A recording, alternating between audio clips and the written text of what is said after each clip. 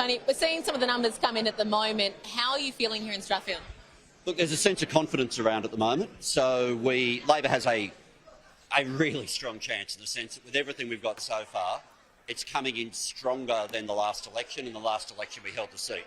So the trajectory is right at the moment. There's still votes to count, but it's looking like a really good night for us.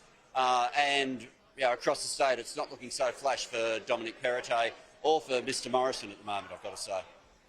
What impact do you think the past week in federally has had an impact on this?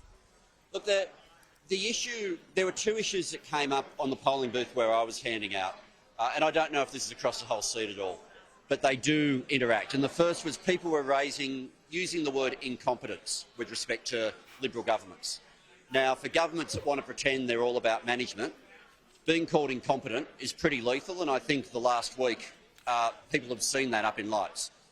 The other thing that I don't think featured in the campaign really for either side very much was the memory of this part of Sydney being treated differently to the rest of Sydney last year is still real and it's still raw.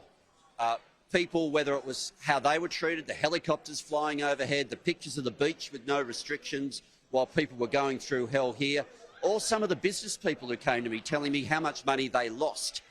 There's a real sense that what happened last year was not based on health advice. We were treated differently to other parts of Sydney, and if the Liberals think that's faded into the background, that's not what I was hearing today. What does this mean for Reid? Look, it means we're competitive. With Sally Situ, we've got somebody who's deeply embedded in the community, who will be talking about secure jobs, who understands people's passion here to be able to get enough hours and to have that sort of security. So with Sally Situ, we've got a real opportunity here, but we're not going to be taking anything for granted out of tonight. But is Reid a frontline seat for the election? Absolutely. I'm also curious on your thoughts because we saw Fiona Martin was one of those rogue MPs that crossed the floor on transgender rights, but this sort of area was actually quite, I guess, not as in favour of same-sex marriage back when the plebiscite occurred. It was on par with Barnaby Joyce's seat. So do you think that was something based on her own personal interests as opposed to perhaps the seat's interests? Look, I think a lot of people will go into that detail in the analysis, but I can only tell you, for me, not one person raised it on the polling booths today. No one raised it as a positive or a negative.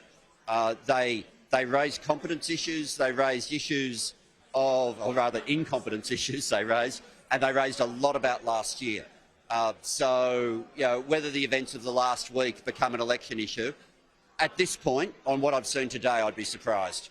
Tony Burke, thank you very much. Great to talk to you. As you can see, a lot of federal implications here, great interest in this particular area because it does overlap with the seat of Reid.